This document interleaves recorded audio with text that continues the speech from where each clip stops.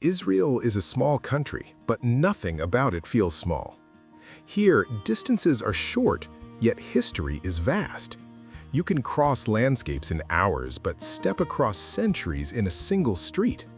Stone walls remember prayers, deserts remember survival, and cities carry the restless energy of a future that refuses to slow down. This is a land built not in layers of time that replace one another, but in layers that remain. Ancient paths are still walked, sacred spaces are still lived in. Modern glass rises beside old limestone, not to erase it, but to exist alongside it. In Israel, the past does not disappear, it watches. The air feels different because belief feels different. Faith is not confined to books or buildings. It spills into daily rhythm, into sound, into silence. And beyond belief, there is geography that shapes the human spirit just as deeply. Deserts that demand humility, seas that challenge balance, hills that invite reflection. Israel is often spoken of through conflict, headlines, and arguments, but beneath the noise is something quieter and far more enduring. A land that has learned how to carry weight. The weight of memory, the weight of meaning, the weight of continuing forward while standing on ancient ground. This journey is not about explaining Israel. It is about walking through it, slowly, listening to what the land itself is still saying.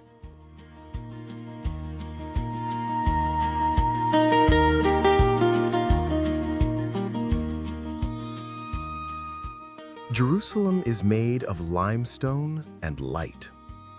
At dawn, the city seems to inhale slowly, as if it is testing the day before accepting it. The stones warm from gray to gold, and narrow streets begin to carry sound in layers. Footsteps on worn steps, distant bells, a call rising from somewhere beyond a wall. Murmured prayers that feel less like words and more like breath. Even silence here has texture. It is never empty. It is simply listening. And in that listening, Jerusalem reveals its first truth. This is a small city that contains many worlds. You feel it the moment you approach the old city. The gates are not just entrances, they are thresholds. Step through and the streets tighten into a maze, bending in ways that make maps feel like suggestions. The air changes. It thickens with spice and smoke, with coffee and warm bread, with the faint mineral scent of old stone that has carried countless hands. Light slips in from above, sliced into bright ribbons by rooftops and awnings, then disappears again into shadow. Every turn seems to lead to another alley, another courtyard, another quiet corner where time appears to pause, not because it is stopped, but because too much of it is present at once. The old city does not guide you, it absorbs you. Markets pulse behind ancient walls, voices overlap in different languages, metal shutters lift, fruit and fabric catch the sun. And yet, beneath the movement, there is a strange steadiness, as if the city is used to human urgency and has decided it can wait. Jerusalem has seen empires arrive with certainty and leave in dust. It has watched generations argue, forgive, rebuild, and continue. The stone does not take sides, it simply remains. Then, in the midst of daily life, you reach places where the ordinary becomes reverent. At the Western Wall, the world narrows to a surface of stone and the intimacy of touch. People place their hands against the ancient blocks as if feeling for warmth inside them. Small folded notes press into cracks, private sentences hidden in public space. Some stand still for a long time. Some sway gently, repeating words that have been repeated for centuries. Here, faith is not a performance, it is a quiet persistence. A short walk away, the atmosphere shifts again, as if the city is turning a page without changing its handwriting. Inside the Church of the Holy Sepulchre, candlelight trembles against dark stone. The air holds incense and echo. Footsteps sound heavier here, not because the ground is different, but because meaning is. In corners you hear soft murmurs, see faces lit by flame, see hands tracing the edge of worn marble. It feels like a place built to contain grief and hope at the same time, two emotions that Jerusalem seems to understand better than most.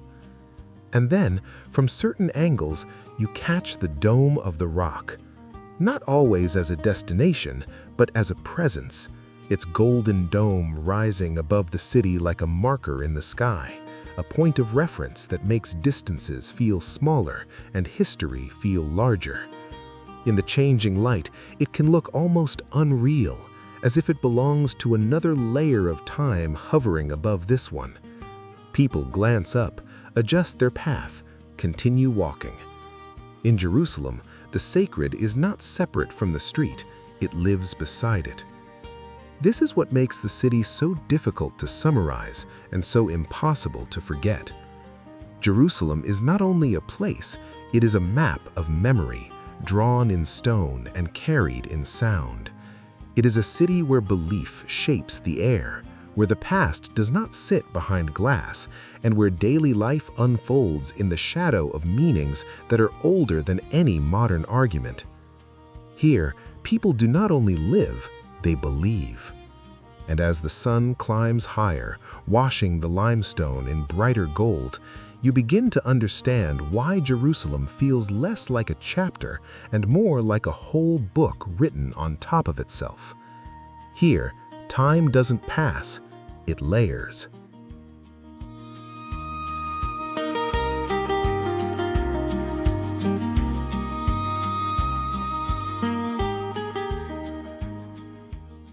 The road out of Jerusalem feels like leaving a cathedral. Not because the world becomes less meaningful, but because the air becomes lighter.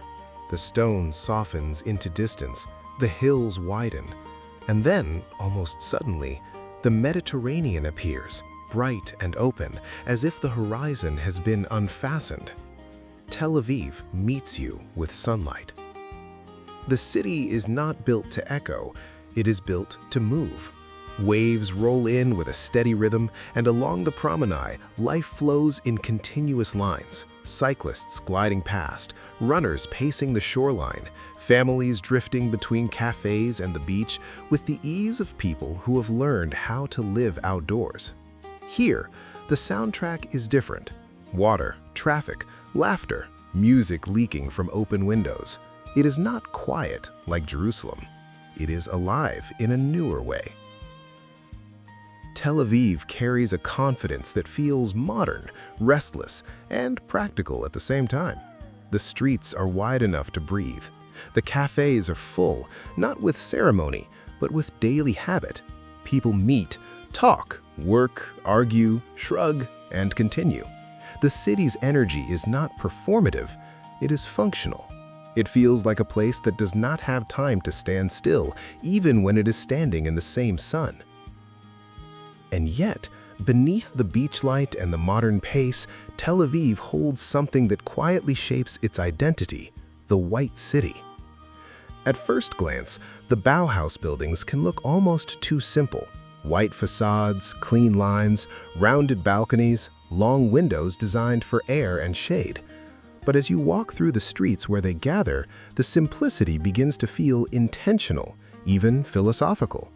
These structures were built for a climate that demands humility, strong sun, sea wind, heat that lingers.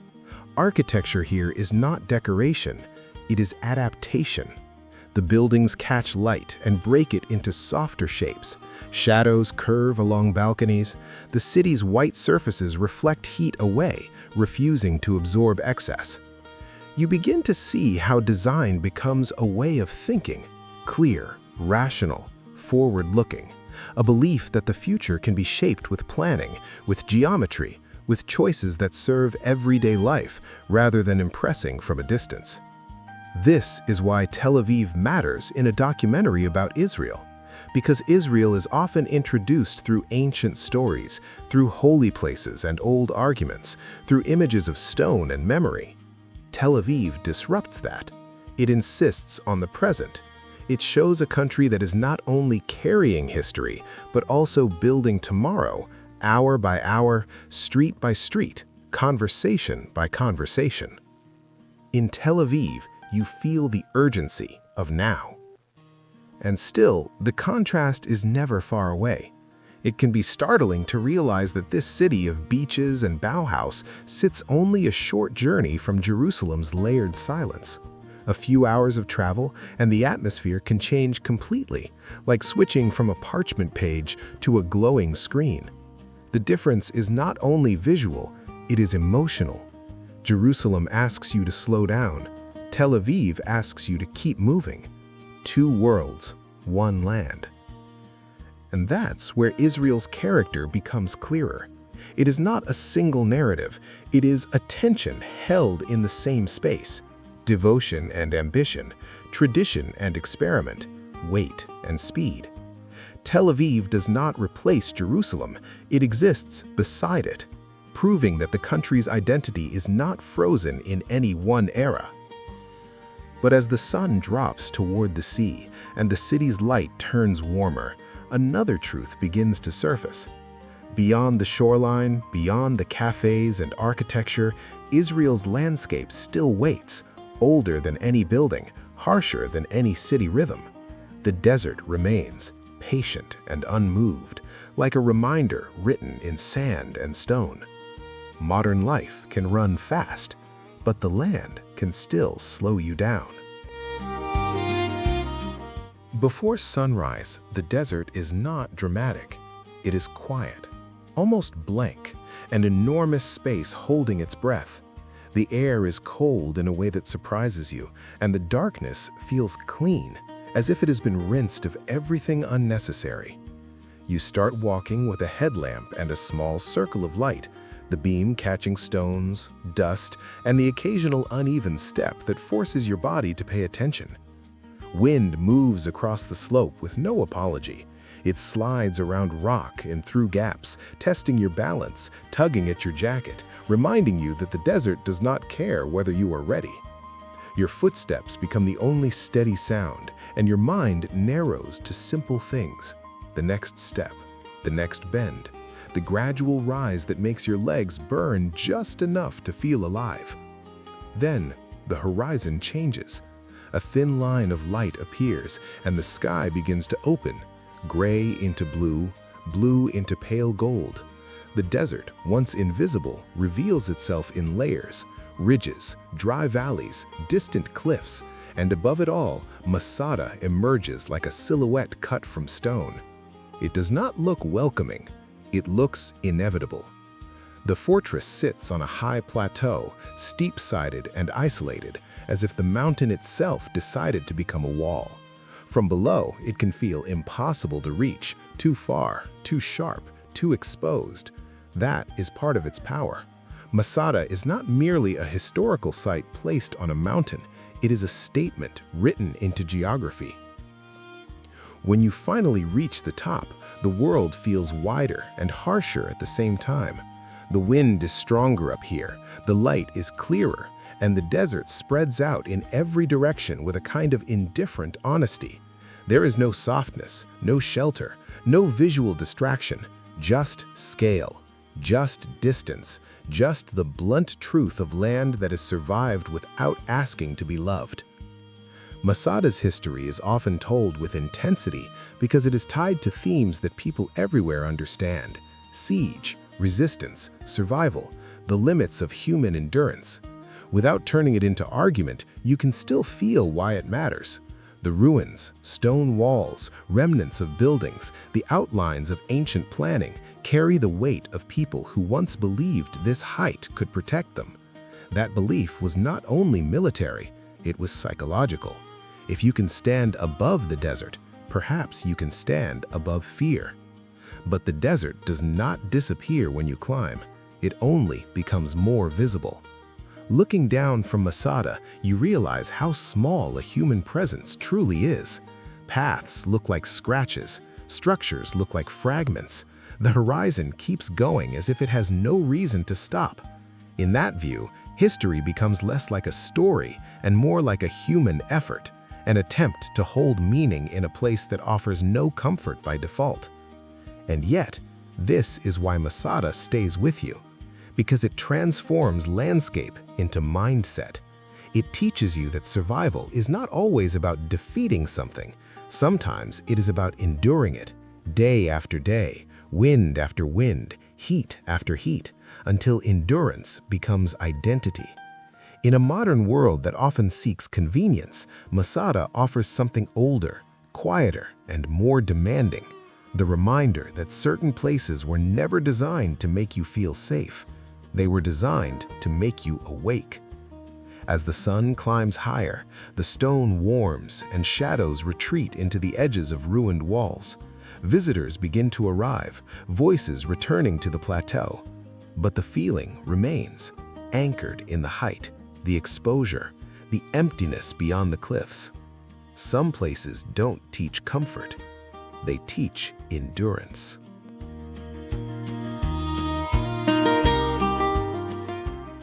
The Dead Sea does not sparkle the way most seas do. It sits heavy under the sun, thick and still, as if motion here has been slowed down on purpose. The shoreline is edged with salt, white crusts that look like frost, bright against the dry earth. In the harsh light, the colors sharpen, pale turquoise near the edge, deeper blue farther out, and beyond that, a land of beige and stone that feels more mineral than alive. The air tastes faintly of salt. Even before you touch the water, you sense that this is not an ordinary place. It feels like an extreme, not just in geography, but in atmosphere. The lowest point on Earth's surface, a basin where gravity seems to press a little harder, where heat gathers and lingers, where the horizon appears flatter, heavier, more final. Then you step in. The water resists you. It is not the soft welcome of the ocean. It pushes back, dense and slick, and your skin registers it immediately, a slight sting, a reminder that salt here is not subtle. You move carefully because the ground is unpredictable and because the Dead Sea is not interested in comfort. And then, almost without effort, you float. It feels like a trick, but it isn't. Your body rises as if the water has decided to hold you up, as if sinking is no longer an option. The experience is strangely calm and strangely unsettling at the same time. You can lean back and let the surface carry you, looking up at the bright sky, hearing only small ripples and distant voices. You are suspended, weightless in a place defined by weight. For a moment, the world becomes simple. Salt, sun, silence. Along the shore, the salt forms sculptures. Crystals grow into jagged shapes, coating rocks and branches until they look like they belong to winter rather than desert. The ground cracks in patterns like dried paint. Here and there, shallow pools reflect the sky in broken fragments, as if the landscape cannot decide whether it wants to be water or stone. It is beautiful in a way that feels alien, as if you have stepped onto another planet where the rules are almost familiar, but not quite. And that is where the Dead Sea begins to shift from spectacle into message. Because extremes are rarely stable, they are delicate in their own harsh way. The same conditions that make this place unforgettable also make it vulnerable. The Dead Sea is not endless. Its levels change, its shoreline retreats. The salt remains, but the balance that creates this strange mineral world is not guaranteed. Standing there, with crystals under your feet and heat in your lungs, you are reminded that nature can be both powerful and fragile at once. A place can look eternal and still be at risk. This idea fits into the larger story of Israel and into the larger story of how humans live with land that is both precious and demanding. The Dead Sea is not simply a destination, it is a lesson in limits. A reminder that the most extraordinary landscapes are often the most sensitive, and that having something does not mean it will remain if it is not cared for. At the lowest point on Earth, you begin to understand how easily balance can be lost. And perhaps that is why the experience stays with you long after the salt has been rinsed from your skin. Because here, at the edge of water that refuses to let you sink, you feel a truth that rises quietly to the surface. At the lowest point, you feel how fragile everything is. And when you turn away from the shoreline, the desert waits, wide, silent, and even less forgiving than the sea.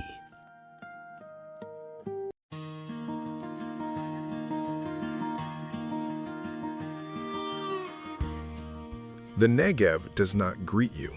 It simply opens. A wide sky, a hard horizon, and wind moving across rock as if it has been doing the same slow work for thousands of years. The light here is not gentle. It arrives sharp, cutting the land into angles and shadows, revealing texture in every surface. Gravel, sandstone, dust, the faint shimmer of heat beginning to rise even when the morning still feels cool. In the Negev, space is the first language, and silence is the second. You drive for long stretches where the road feels like a thin line drawn across an enormous page. There are moments when you can look in every direction and see almost nothing that suggests human life. No tall buildings, no crowds, no noise that wraps around you. Just land, sky, and the steady sensation that the desert is not empty at all. It is focused. Then the Earth changes shape. Ramon Crater, Makhtesh Ramon, appears not like a crater made by impact, but like the land has been peeled back to show what lies beneath. The edges rise in long ridges, the interior spreads wide and layered, a bowl of exposed geology where colors shift from pale beige to deep rust, from chalky white to darker browns and reds. The rock formations look sculpted, but not by human hands, by erosion, by time, by wind that never needed permission. Standing near the rim, you feel a strange kind of vertigo, not because of height alone, but because of scale. The crater makes the human body feel temporary. It reminds you that the desert's timeline does not match ours. Here, minutes are nothing, years are barely a gesture. The true unit of time is change so slow it becomes invisible until you step back and realize the whole landscape is a record of it. And still, people live here. Not in large dramatic numbers, but in signs that appear when you pay attention. A small roadside station, a patch of shade, a fence line, a single set of footprints crossing the sand. Human presence in the Negev feels like handwriting, careful, minimal, deliberate. Roads are built, but they do not pretend to dominate. Rest stops exist, but they do not pretend the desert has become comfortable. They simply make survival possible. This is where the Negev becomes more than scenery. It becomes a philosophy. In a world filled with excess noise, excess speed, excess consumption, the desert strips everything down. There is no room here for unnecessary weight. Water matters, timing matters, planning matters. The simplest mistakes can become serious, not because the desert is cruel, but because it is indifferent. It does not adjust to you, you adjust to it. And in that adjustment, something changes inside the traveler. You start to notice essentials, shade, wind direction, the color of the sky, the distance between you and the next sign of shelter. You begin to respect limits not as restrictions, but as truths. The Negev teaches that freedom does not always mean having more. Sometimes it means needing less. This is why the desert fits so perfectly into the story of Israel. It sits behind the cities and holy sites like a quiet backbone, ancient, demanding, and honest. It reminds you that this land has always required discipline from those who live on it, that survival here has never been accidental. It has been practiced, learned, passed down. And as the day grows hotter and the shadows shrink, the Negev continues to do what it has always done: hold its silence, hold its space, hold its lesson. In the desert, excess disappears. Only essentials remain.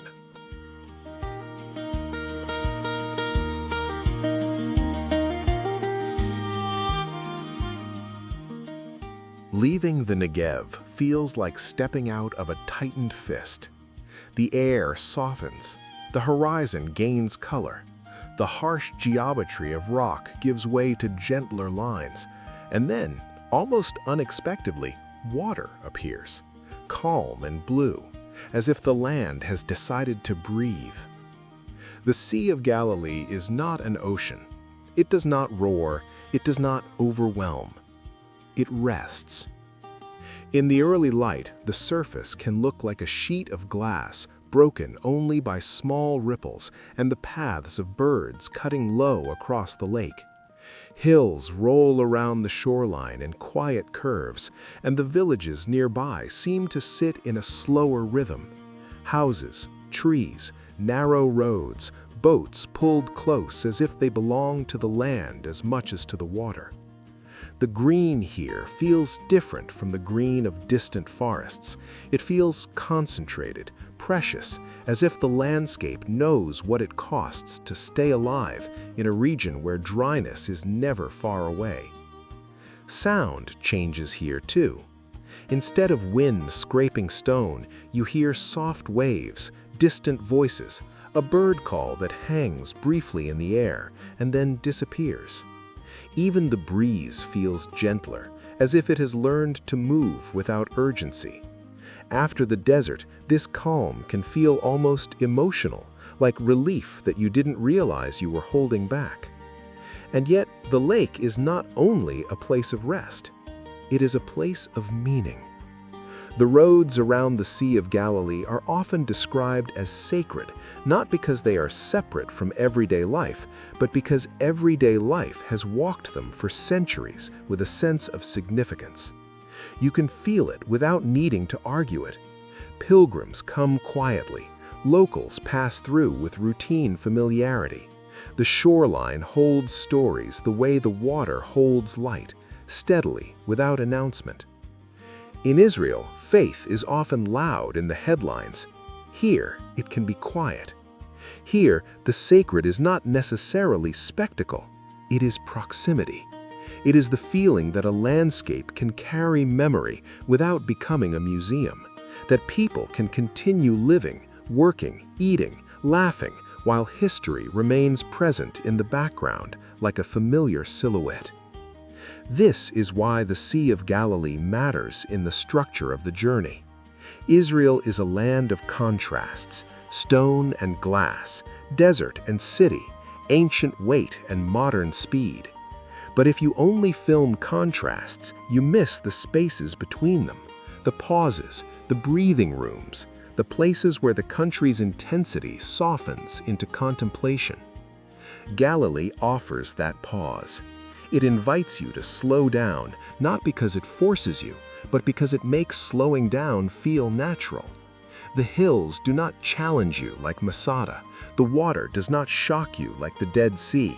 Instead, everything here encourages reflection on the surface of the lake, in the wide quiet of the sky, in the gentle repetition of waves that seem to say the same sentence over and over again.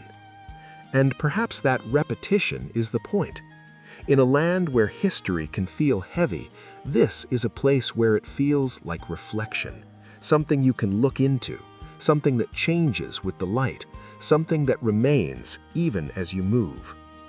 As the day progresses, sunlight brightens the water and warms the hillsides. Boats drift, people sit along the shore, the world continues.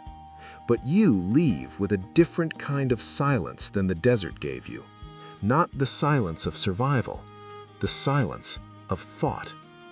And as you turn away from the lake, heading toward the coast once more, you sense the next shift waiting ahead.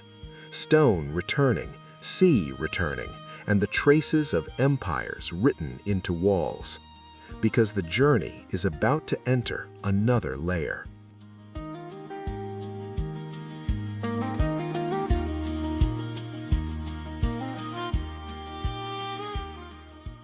Acre begins with stone facing the sea. The walls rise along the coastline like a long memory, weathered and steady, catching the late sunlight in shades of gold and brown. Waves strike below with a rhythm that feels older than language, and seabirds circle above, calling into the wind as if they have been assigned to keep watch. Here, the Mediterranean is not a postcard backdrop. It is a force that has always shaped the city, bringing ships, bringing strangers, bringing commerce, bringing conflict, bringing change. And Acre, in return, has learned how to endure. Step through the old gates and the atmosphere tightens, just as it did in Jerusalem. Narrow alleys, stone passages, corners that hide and reveal. But the feeling is different. Jerusalem carries devotion. Acre carries trade. The air is warmer, heavier with salt and spice. Market stalls overflow with color, piles of fruit, sacks of herbs, fish laid out fresh, pastries glazed and shining. Vendors call out in quick bursts, conversations overlap. Footsteps echo off stone that has heard too many languages to be surprised by any of them. This is not a city preserved in silence. It is a city still working. And in that work, history becomes visible, not as a museum label, but as a texture. You can feel the layers in the way the streets curve, in the way buildings sit on top of earlier foundations, in the way certain doorways seem older than the walls around them. Acre has been held by different powers across centuries, empires rising, ports expanding, armies arriving, merchants negotiating. The details can be complex, but the impression is simple. This city has always been a meeting point, and meeting points are rarely calm. Yet the stone remains calm anyway. Walk along the waterfront and you see why. The fortifications are not decorative. They were built because the sea brings opportunity and danger in the same wave. The harbor is both invitation and vulnerability, and the city's architecture reflects that reality. Sturdy, practical, built to survive repetition, storm after storm, invasion after invasion, boom after boom, collapse after collapse. If you stand still long enough, you begin to notice how the present and the past overlap without arguing. A fisherman pulls in a line not far from where merchants once counted cargo. A family buys bread beneath arches that have watched centuries of passing faces. Tourists lift cameras, then lower them again as the smell of salt and frying food pulls them back into the immediate moment. The city does not pause to explain itself. It simply continues, letting the visitor catch up. This is where Acre becomes a symbol of Israel's geography, because Israel is, in many ways, a corridor between continents, between climates, between cultures. The sea has always carried people here, and the land has always held them close together. In a place like Acre, that closeness becomes tangible. You feel how exchange shapes identity, how constant arrival shapes resilience, how living at a crossroads forces a society to adapt. And you understand something else too. Empires do not last the way they imagine they will. They leave names, scars, traces in architecture. They leave stories in documents. They leave memories in families. But the sea keeps moving. The markets keep selling. The stone keeps standing. Acre does not glorify the powers that passed through it. It outlasts them. As the sun lowers and the walls deepen into amber, the city becomes quieter, not silent, just less rushed. Waves continue to strike the shore. Birds continue to circle. people continue to live inside the same old geometry of stone and sea. And in that steady repetition, the lesson becomes clear. Empires pass, stone stays.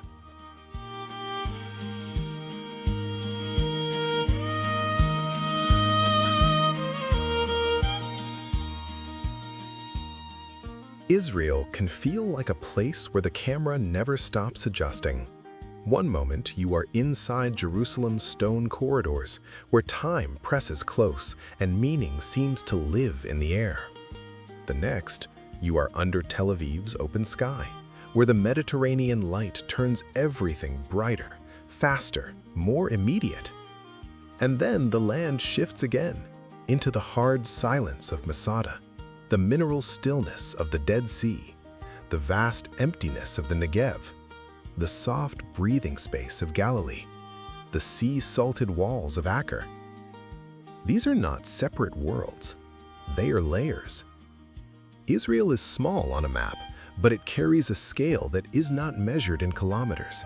It is measured in memory, personal, collective, and ancient. It is measured in contrasts that refuse to cancel each other out.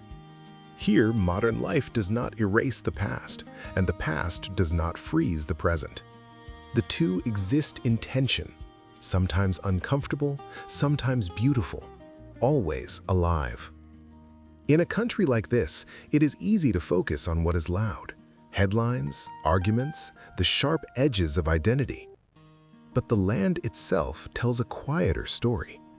It speaks through geography, through deserts that demand discipline, through water that offers relief, through stone that keeps standing even when empires fall.